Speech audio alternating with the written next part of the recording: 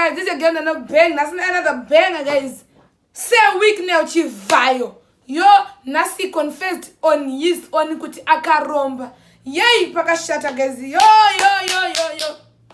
Guys, I tell you shamwari yake say wicknell. Then shamwari yake obva mutichi. Guys, before that taura nyaya say. Sorry. Ndokumbirawo musubscribe to my YouTube channel.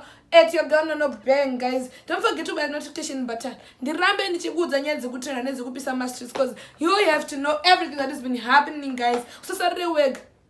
Azvinzwa? Usasarire wega because masters mukuita zvakadase zvakawanda zvinobvira, zvinorira, zvinopisa, zvinoitika. Yo, kunza kuma one, guys. So don't forget to buy subscription button so that tirambe tichikunzira nenyaya dzekuitika masters. Saka, say wicknell Chivhayo vabvuma vega kuti vakaita se vakaromba. Yes, say wicknell, he admitted that akaromba kuti aite mariyo. Zvikanzi zvinhu zvaangatara nemwe shamwari yake sona achiudzawo matips on how to get money. Akamudza kuti inini ndakaenda kuMalawi. Yes, he said kuti akaenda kuMalawi, akandorombera kuMalawi. Yo! Ndasema muchona kuti mukadzi wake chaichai anokwanisa kuzvitaura because akanzi ukazvitaura kuti ini ndakaromba unobva wafa. Unofunga kuti munhu ane mari mazimari akadaro angatadze next one angatadze nei? Hakuna mukadzi asingade mari.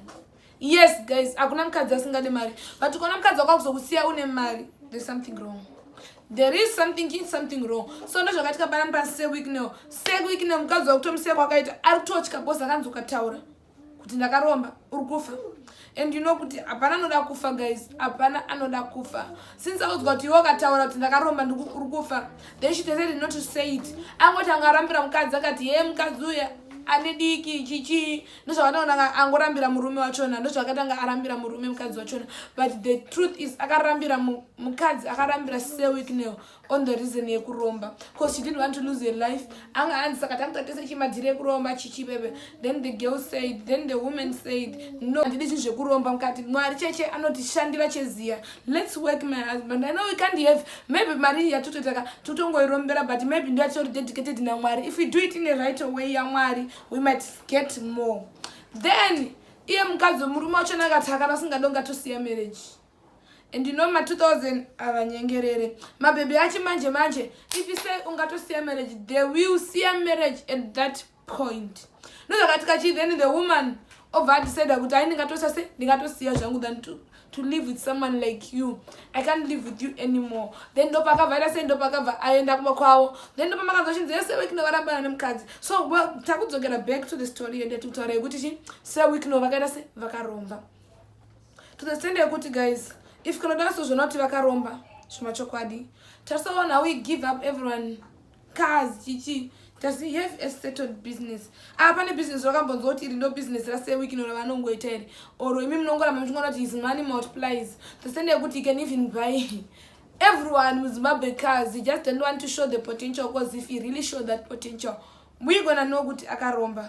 Like now, manje sisapana chakavanzika chasingambofita kaziya etino bang anotibudisana mafaira ese and make us realize zvikuitika munyika.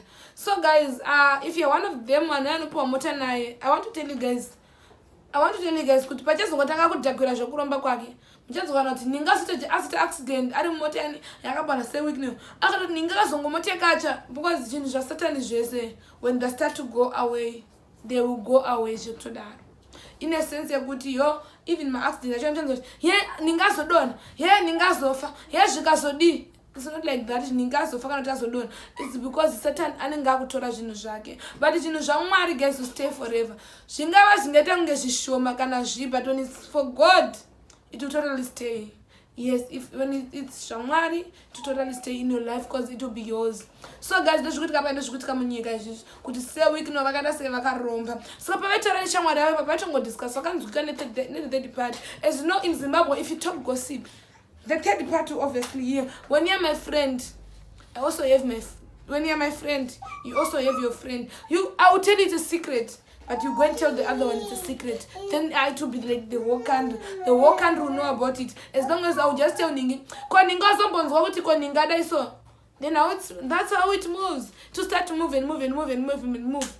Yeah, I think I'm one, guys, but yo, kunzokuma one. So I know you could say wicknell Chivhayo vakaromba zvakatoendwa saka shamwari yavo yoyoyo bveatese yatokudzwa pemadhira toti hatikudhira chichi sinziro chekushata rangu tinokenderana tinovhaibha notinouye kuti kutodza satani anotokumerurawo apewa garo satani kuzara asutodza satani number 2 zvikuda sei zvikutoitika kana achitokunyima mota at some point mwari wako anotokura asi kuda kuti ufe uri mwana mudiki yesu kananzi levels anyimwa mota akatonyingwa because even God himself wanted to protect him vanenge vachiri kukuda mwari wako kana mwari anyasokurasa zvemachokwadi unge vapiwa mota nani nasewicknell Chivhayo paunopirwa mota nasewicknell watoradzwa zvechokwadi kuti haiweweka mubhuku revamwari watoraswa wanzenda unofa panozosacrificwa zvinhu zvake newe unenge uripowo yes unonzwa murume mukuru achiti sewicknell ndokumbira mota notinouye kuti you're applying imagine applying on your way on your own kufa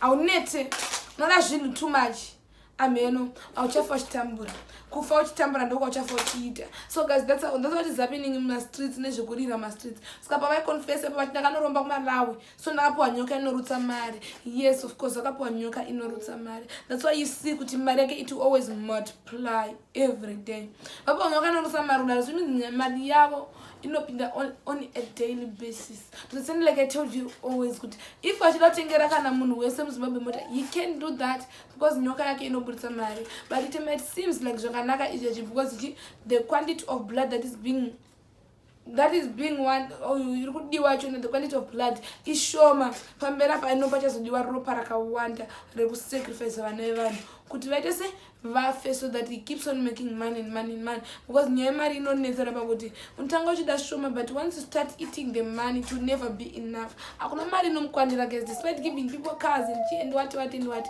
it's still not enough for him. He still wants more. The more he wants more, the more you kill your life, the more you say gone. So guys, amen. Guys, tell me what you think in the comment section. Thank you guys for watching this video. I really appreciate you guys. Thank you guys. Nekona kwa maitenjana manchi kudzenya zinopisa ma streets, zinotrenda,